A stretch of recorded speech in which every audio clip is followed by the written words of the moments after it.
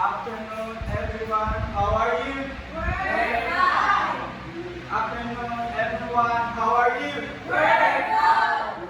Afternoon, my pupils. Good afternoon, my teacher. Good afternoon, everyone. How are you? We're fine. So, you want to dance? Yes, teacher.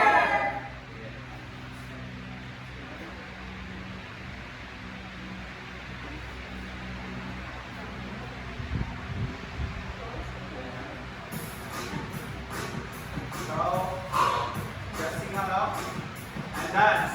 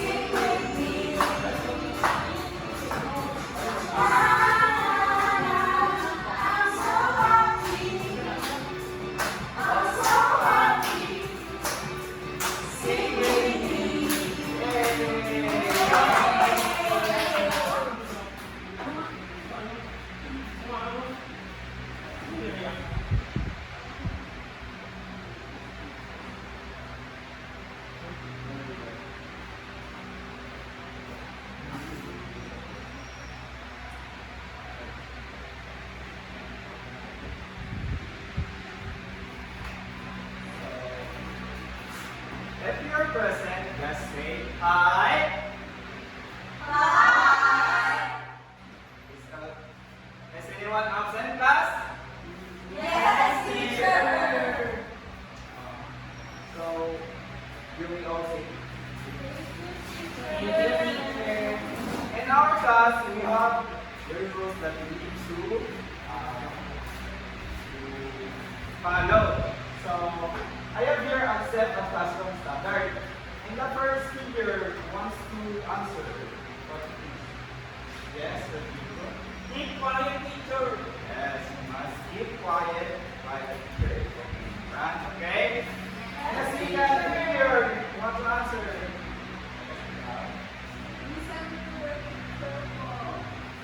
So listen carefully when the teacher is talking.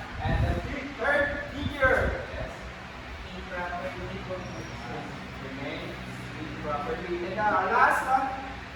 Yes. Raise your hand if you want to answer. Just raise your right hand if you want to answer, okay? And then I expect that from all of you. Class? Yes, teacher.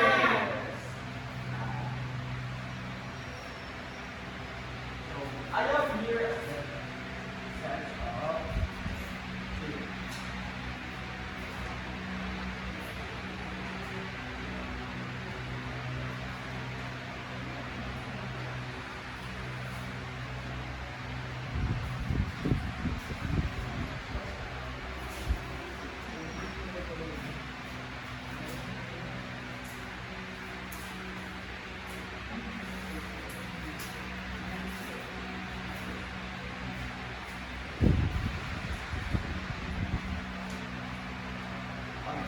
Are you familiar with this picture? Yes, teacher. What's the enter? The first picture. Yes.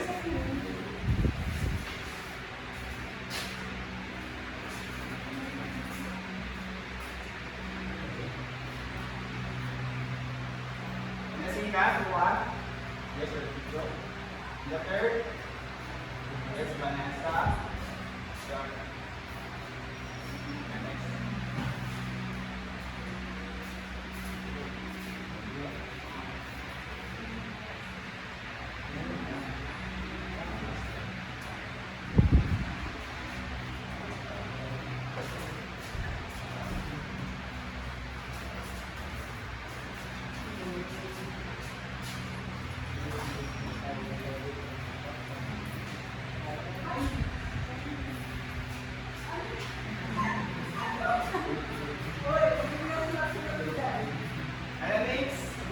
next story.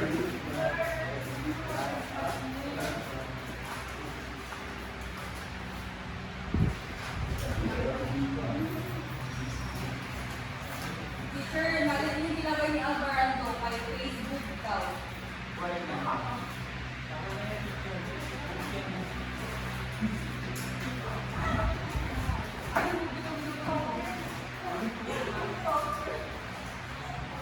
In this picture, are you using this? I want this. It's all about Up, teacher. it's all about apps and your software. Are you using these apps? Yes, teacher. So, sa inyong palagay, ano kaya ang ating magiging topic ngayong hapon? Yes, Rodrigo? I think, sir, topic natin ngayon hapon ay how to use How to use an apps? Any other answer? Teacher, Yes? I think one teacher about browse on those teacher. So, tingnan natin kung tama ba ang iyong mga kasagutan. Ang ating magiging topic ngayon ay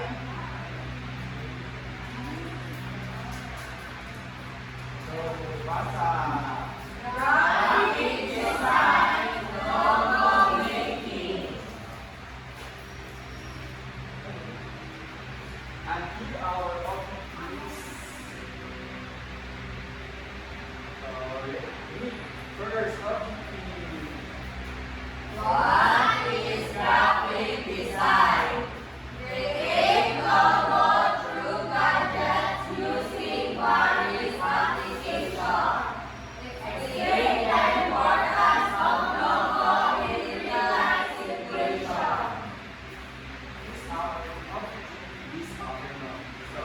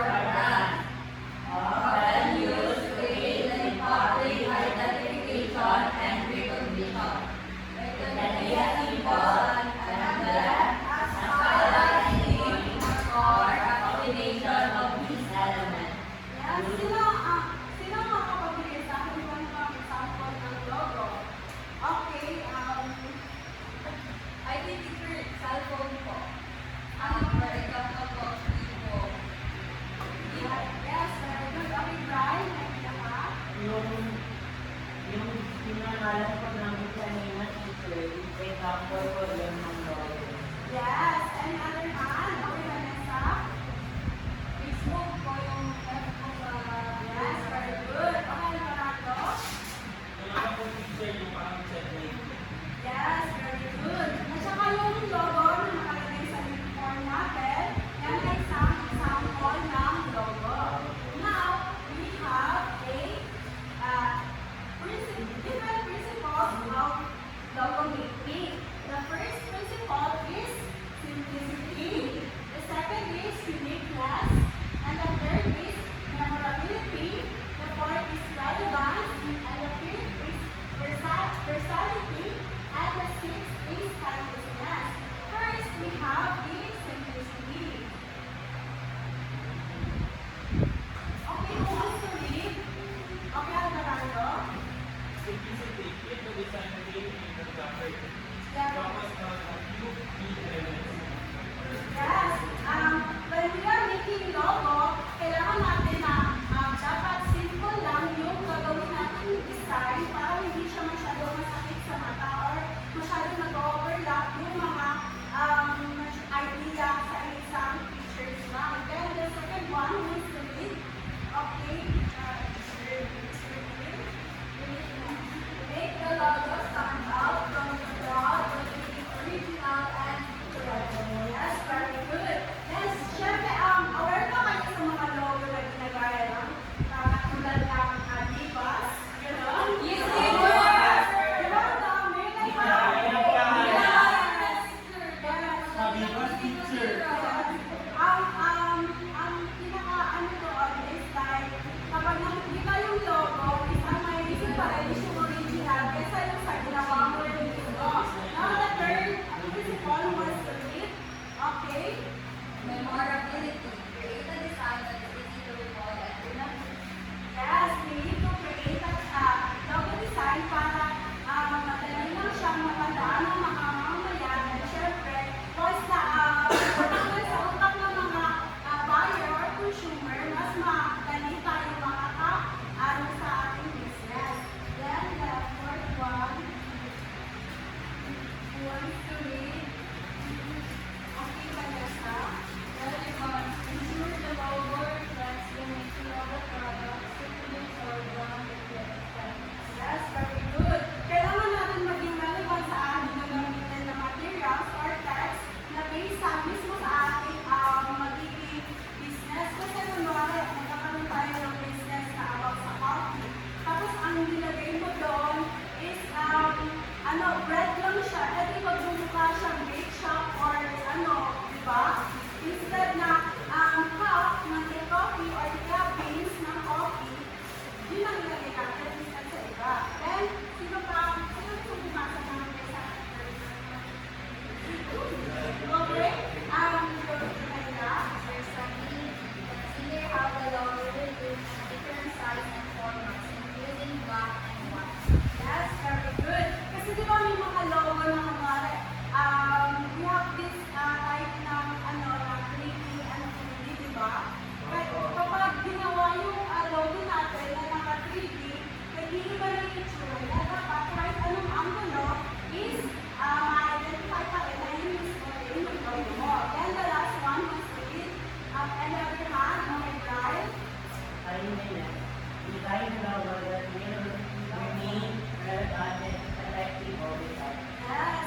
Kasi di ba, we have this kind of logo na ay business na nagbabago-bago over time.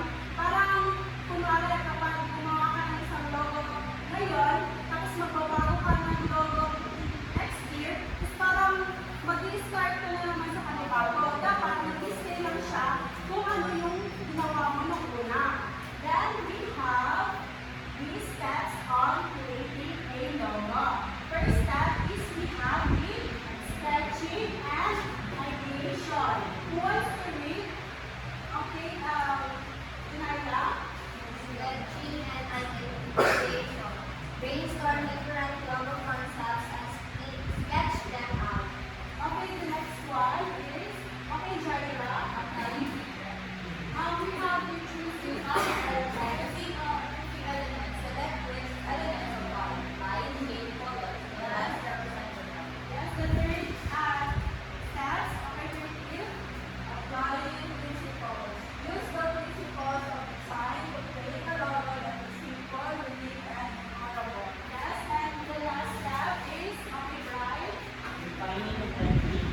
review the logo and make any necessary adjustment to ensure it not have the design criteria. Yes. Now we have three types of logo.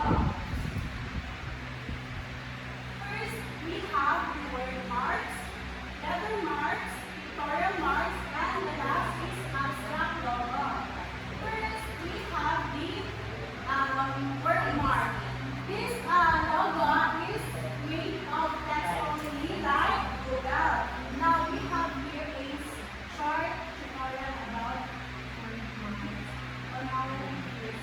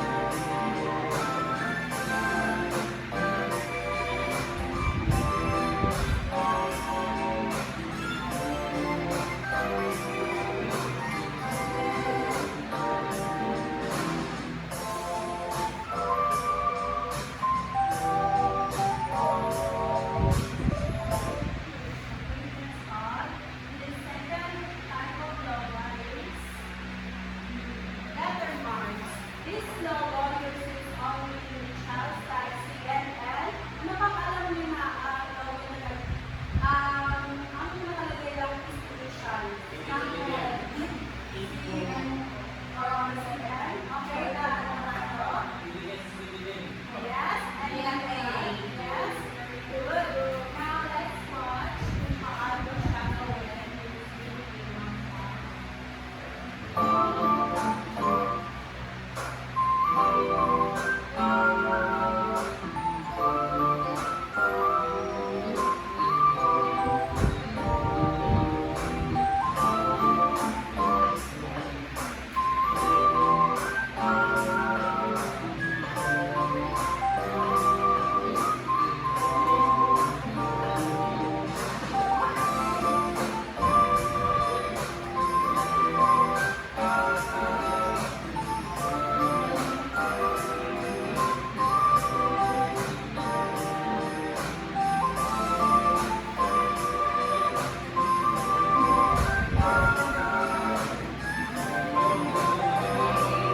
Parang same lang din siya doon sa letter marks, pero ang ginamit na lang is initial.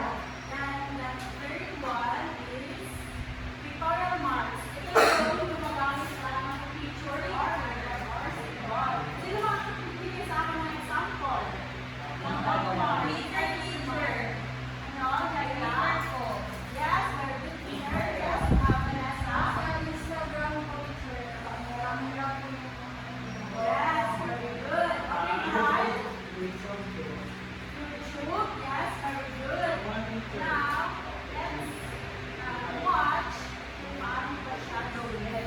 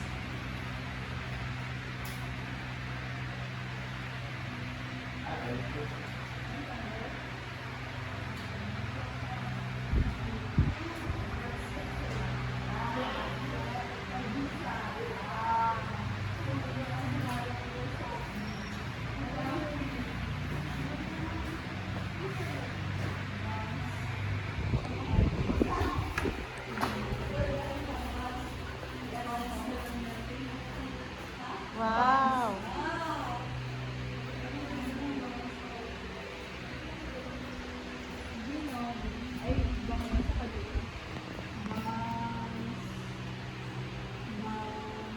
Isang A, pwede ano.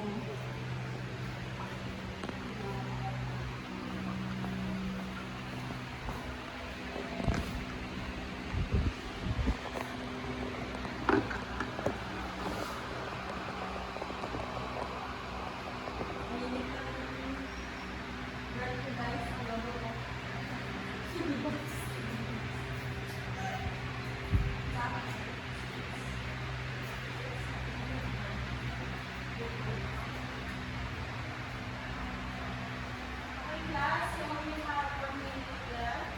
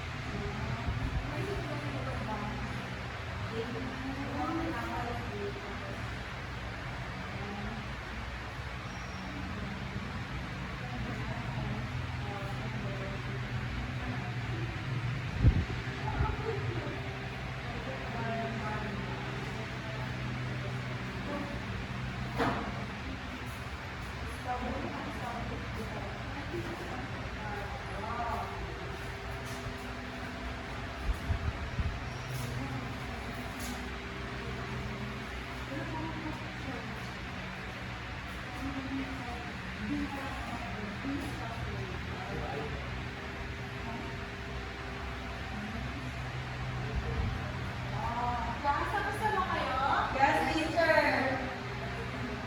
Sino ang gustong mag-show Me, ng teacher. okay diagram? So, ang ginawa ko sa teacher is a box, not just a simple box.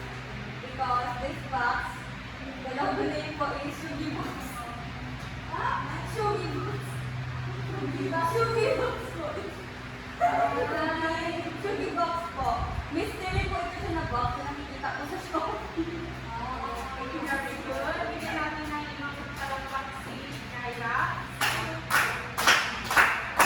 Okay, who wants to share pa sa kanilang gawa? Okay. Reveal. So, ang ginawa ko po na gawa is, captcha. Kasi gusto ko magawa ng cafe. So, ginawa ko siya na cheese cafe. Tapos, ang ano ko sa lolo ko is yung result niya is letter B.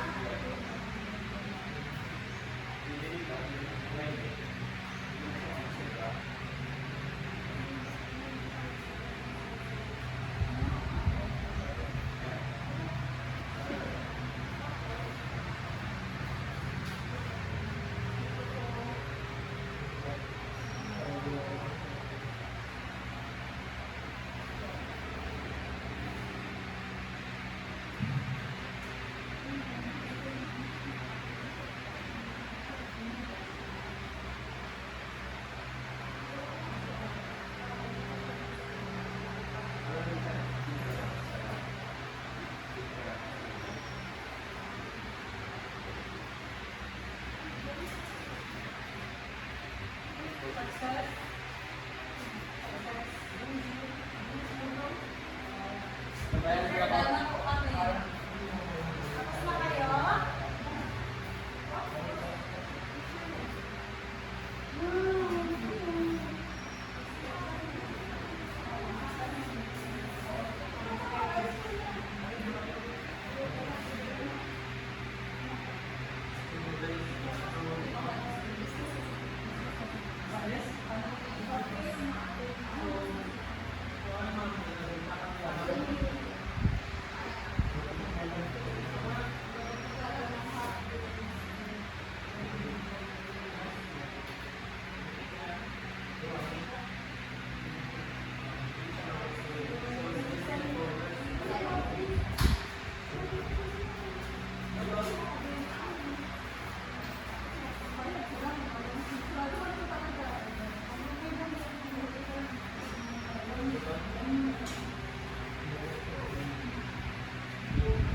The name of our apo is Birdie.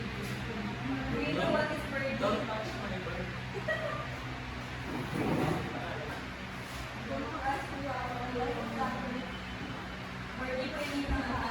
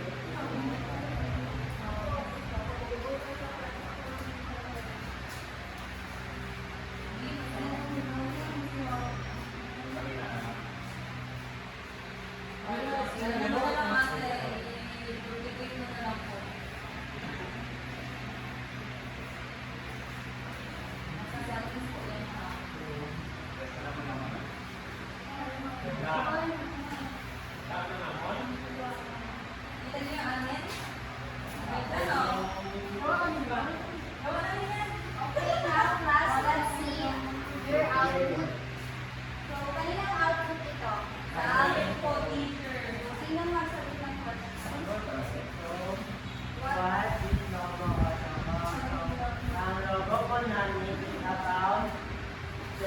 Boutique. So, ang pangalan niya po is Birthday Boutique. What makes your logo unique from the other logos? So, it makes this logo unique because we use different colors, shapes, and also yung name namin ng birthday, ginamit po namin as a birthday. What colors, shapes, words did you use and why did you choose them? What colors, shapes, words did you use and why did you choose them? Ang use namin is different colors from tone po ng blue to tone po ng red. And then, wala po kami ginamit ng green. Last question is, how did you help each other in making your logo? Nag-help po kami each other by protecting po. Inisip mo namin kung ano yung mga style na maganda po ay ating magiging logo natin. Yun lang po. Wala kayo sa main branding namin. Birdie. And ganyan yung out. You want to answer the question?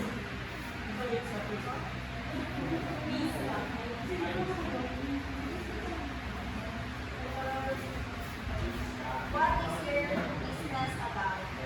Business ko namin is about selling coffee, pop, and breads. And what made your logo unique from other logo? Hindi siya picture kasi mapansin mo ang daan nito. Sorry po. What colors, shapes, word did you use and why did you choose them?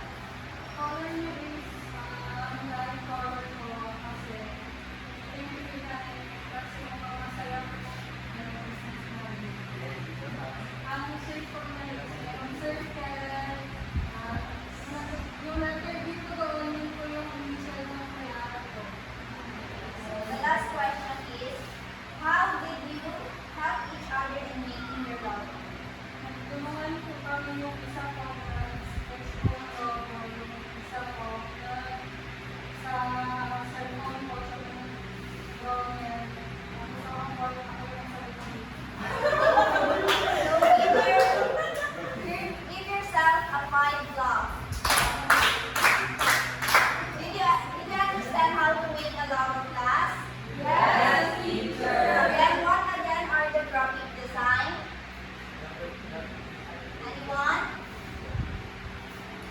Can write? Graphic design is a kind of designing where we use technology to create a output. Very good. You can repeat. Vanessa, what is the answer of Brian? Design ko ay graphic design ko is making arts using calligraphy. So what is logo? What is a logo? Yes, Rodrigo. So, logo is branding or a tawag na or a representation of isang business or company like that. Oh, okay. Very good. What is the 4 types of logo? Anyone? Repeat. Word mark, letter mark, pictorial mark, and abstract logo. Can you repeat? Word mark, pictorial mark,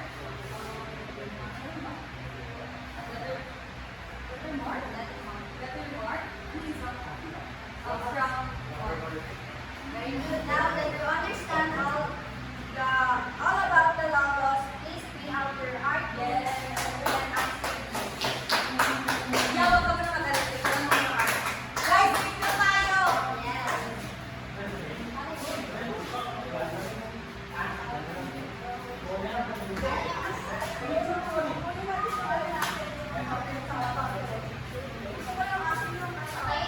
Gusto ko yung video.